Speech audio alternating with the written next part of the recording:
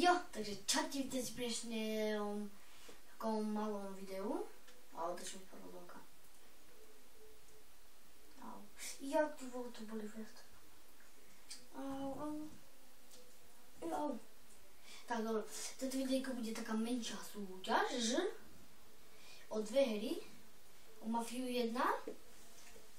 Tu mám ešte staré CDčko.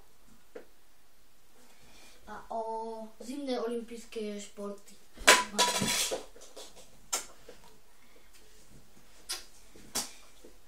Tie dve hry vyhrá ten, kto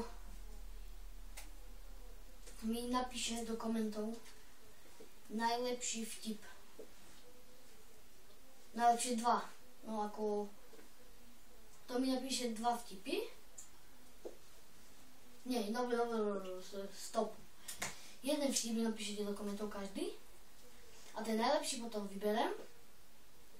Prvé 3 vyberem najlepšie. A len prvý získa. Alebo spravím to jednoduchšie. Prvé 3 najlepšie vtipy vyberem. Prvé miesto dostane Mafiu 1. Druhé miesto dostane tie zimné olympijské športy a tretie miesto dostane nič. Ale vlastne sa zapojili, no takže je to tam. Takže kto by chcel vyhrať Mafiu 1? Poprosím. Najlepší vtip. Kto chce vyhrať Mafiu 1 pre prvé miesto? Zimné olympijské športy.